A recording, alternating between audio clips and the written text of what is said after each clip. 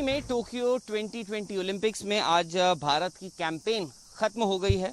अतानु दास जो है वो आखिरी आर्चर हैं हिंदुस्तान से जो आज पार्टिसिपेट करा। उन्होंने अनफॉर्चुनेटली वो आगे नहीं बढ़ पाया। मेरे साथ आर्चरी के दोनों पावर कपल हैं, यानी दीपिका कुमारी और अतानु दास। अतानु को हम देख रहे थे, ऑब्वियसली आप डिसअपॉइंटेड थे और जायज़ सी बात है।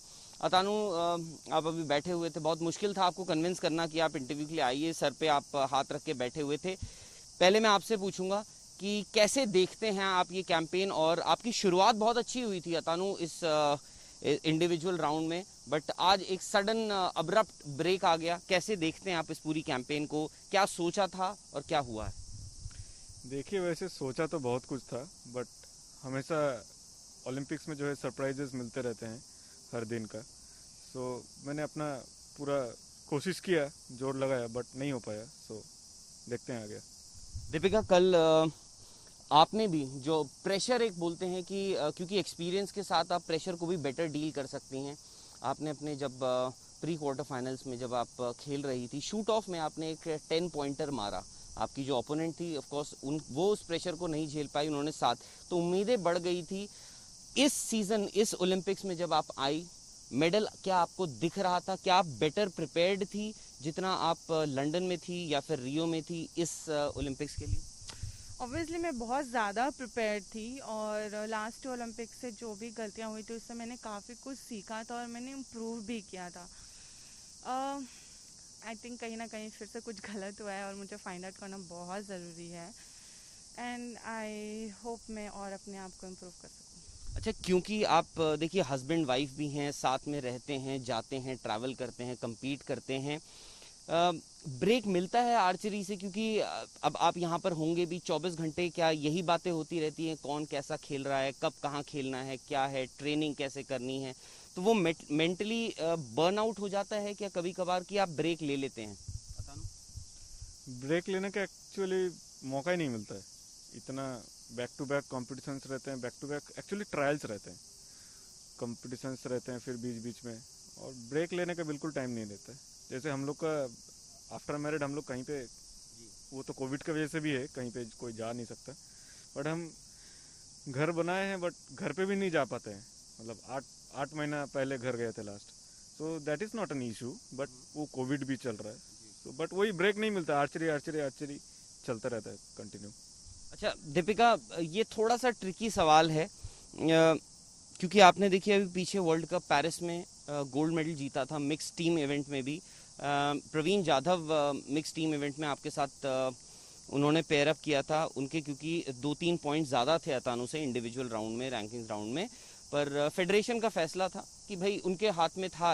आपको लगता है कि अगर आप दोनों का कॉम्बिनेशन बैठा होता उसमें थोड़ा सा बेहतर हो सकती थी चीज़ें? हालांकि ये देखिए बात बीत चुकी है, पर फिर भी मैं ये आपसे सवाल पूछूंगा।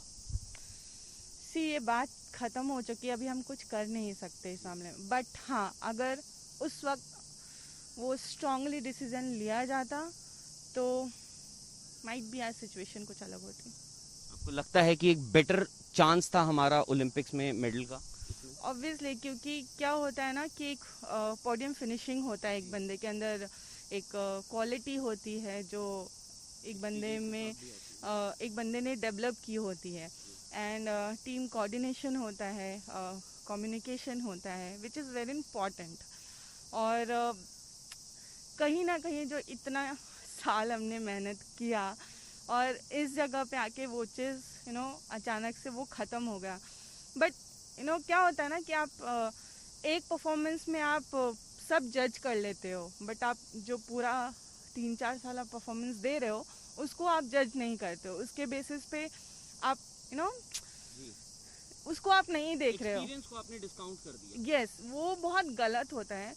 तो मैं यही कहूँगी कि प्लीज़ डिसीज़न थोड़ा स्ट्रॉन्ग लीजिए और जो बाकी परफॉर्मेंस है उसको भी देखिए, किसी एक गलत परफॉर्मेंस की वजह से, क्योंकि हम लोग भी इंसान ही है, गलती किसी से भी कभी भी हो सकती है। हम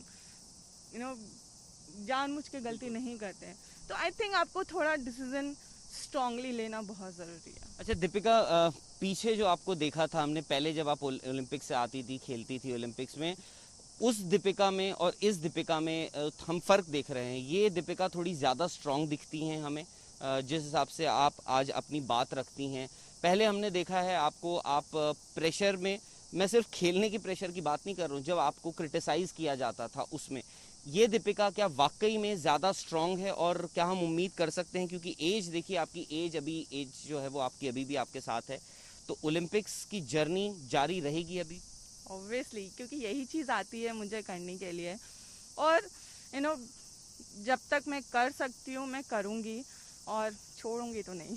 अच्छा अतानु, प्रेशर की मैं अगर बात करूँ, ये प्रेशर वहाँ पे होता है या आपको लगता है कि प्रेशर को डील करने के लिए कोई और तरीके हैं? जैसे हम साइकोलॉजिस्ट की बात करते हैं, मेंटल साइकोलॉजी, बाकी के स्पोर्ट्स करते हैं। अगर आप देखिए, हम शायद से इस बात पे रिफ्रेन करते होंगे, रुकते होंगे, पर अगर आप बाहर जाएं तो वहाँ पे ज़्यादा साइंटिफिक अप्रोच रखी जाती है, दी जाती है एथलीट्स को। आपको लगता है बेहतर तरीका ये होगा कि आप, क्योंकि आप लोग वर्ल्ड कप्स भी जीतते हैं, पूरे साल 4 साल आप जीतते हैं, बट यहाँ पे दिक्कत हो जाती है, तो आपको लगता है उस पर कुछ काम किया जा सकता है? काम ऑलरेडी चल ही रहा है, काम कंटिन्यू चल ही रहा है, और उसका रिजल्ट जो है वो आएगा, ज़रूर आएगा, और देखते हैं आगे कहाँ तक है डेस्टिनी। अतानु का ये दूसरा ओलंपिक्स था बाय द वे, और मैं आपको दिखाऊं सपना क्या होता है। अतानु, आई थिंक आपने ये 5 रिंग्स जो हैं ये ओलंपिक्स की बनवाई हैं, और ये एक सपना, जैसा दीपिका ने बोला, अतानु ने बोला, ये जारी रहेगा ये सपना। और हम भी कोशिश करते हैं, हम भी आशा करते हैं, आई होप कि आप आने वाले टाइम में बेहतर करें, और फाइनली जो आप लोगों का दोनों का सपना है, दीपिका का 3 ओलंपिक्स हो गए, अतानु के 2 हो गए, 5 ओलंपिक्स दोनों के बीच में, पर वो मेडल की तलाश जो है वो अभी भी जारी है। Thank you very much and all the best Deepika, all the best Atanu.